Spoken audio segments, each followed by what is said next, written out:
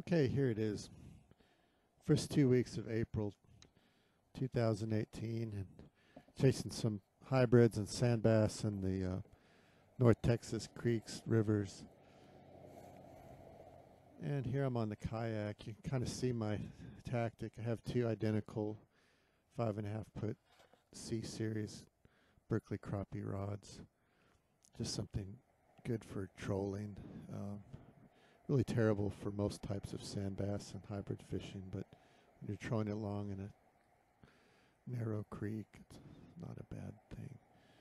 But the mistake though is that I'm using crappie rigs overall with small reels, and my main line is, I upped it a little bit. I got 10-pound floral, but I tied in a chintzy surgeon's knot, like a loop knot, and I really should have tied a proper dropper loop. So I hooked up on a good hybrid, putting up a good fight, stealing some drag, and then it breaks off. And oh man, that's been a theme the last 2 weeks for me. Very disappointing. But see, I still have one jig on, but that was tied on with a surgeon's loop, just like a really simple knot, not very adequate. So, and you think I would have learned my lesson, but I hooked up on another hybrid a bit later, and it's fighting really good. All right. And I'd say that's a hybrid. my technique here, I'm just trolling along, and a lot of times the hybrids will be set up in shallower moving current, maybe a lot of times just out in the middle, but it's not a whole lot of finesse, just moving along until they hammer it, jigs. Another thing is, when I'm using crappie jigs, they will straighten out, so you really kind of have to up your gear and use a stronger hook, which I do sometimes and sometimes not. Doesn't have to be ocean quality or even striper quality, but you need something better than a crappie jig if you're hooking up on a big hybrid. This guy's putting up a good fight. So I think here I actually switched to a stronger leader, so I managed to get him in the boat, and not bad, not bad. It's like proof that I actually can catch a few. That's a hand poured jig. It has like a sluggo action to it that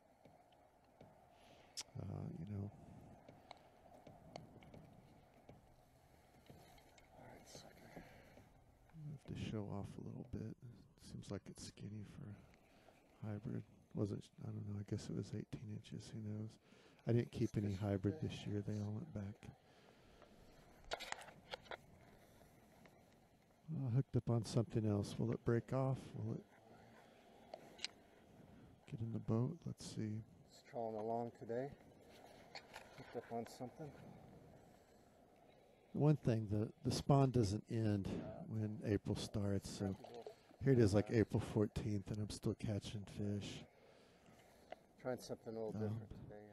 See there, I have a Using a jig head, and above that I have a number 2 owner mosquito hook, which I think is probably strong enough for most hybrids, but it's really sharp, and maybe it's a little bigger than it needs to be. You really don't need a huge hook to catch hybrids, but you need one that won't bend out.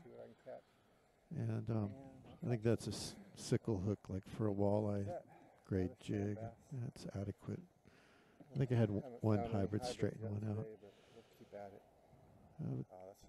I won't complain when those frisky sandbass bite. It's a lot of fun. Real simple setup here, dragging a jig along the bottom. I'm not sure if I kept any sandbass from the creeks this year either. I think I threw those all back too. So I guess it's all been catch and release this year. See the yellow bottle down there? That's one of my secrets. To try to entice those hybrids, I'm using some Procure gel, like really meant for striper in the ocean, but it seems to attract a few hybrid in the creek. So, fish are really simple, and if they're evolutionarily attracted to something, they're going to be attracted to it no matter where they're living. Since I have the side scan on it, that proved helpful. Sometimes I'd go over a stretch of creek, and I'd see a lot of fish. I knew to slow down and get ready, because a lot of times when I saw those fish, when my jigs went over, the bites occurred. So here I am after work. Just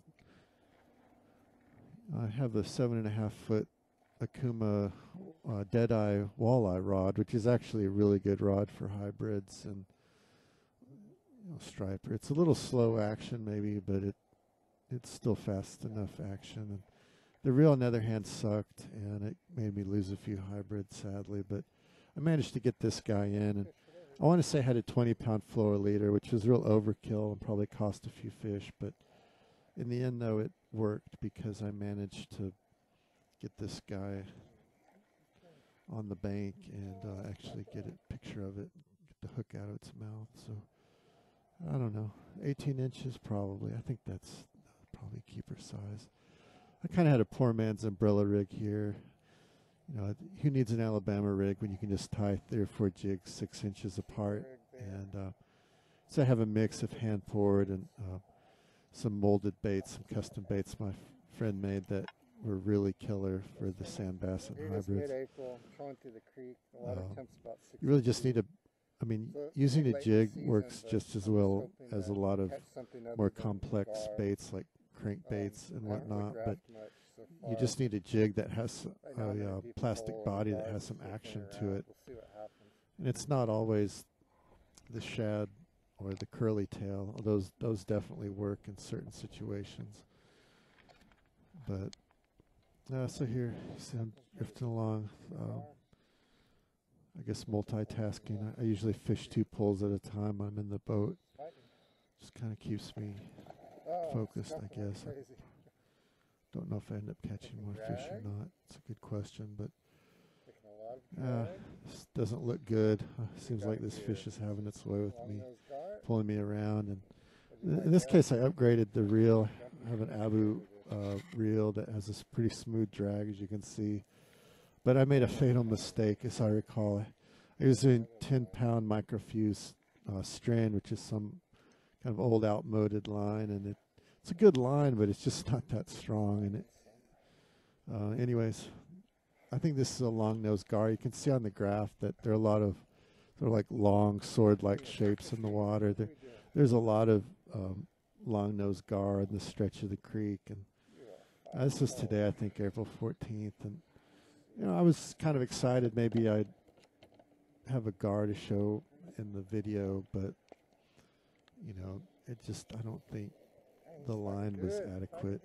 And you know, when I got home, I put on some 10-pound Power Pro, which is pretty hard to break. So it's always a judgment call, because if you use heavy line when you're trolling, it won't sink well. And if you use a heavy leader, you're just not going to catch as many fish. In this case, this was a 10-pound floral leader, and I did bother to tie a proper dropper loop. And I actually had it hooked up on a number 6 hook. A really small hook, but it. Anyways, see if I can actually catch a fish. So, yeah, there it goes. It broke off. And I like using, it's really important to use really sharp hooks, but you also have to have good lines. So, my mistake, I mean, of course, nothing hit the line, the setup with a thicker line. And here it is, April 14th. Caught 1 sandbass. Saw a whole bunch of sandbass spawning. So, they're out there doing their thing. It's not over yet, guys. You got to go out there and find them. And thanks for watching. Goodbye.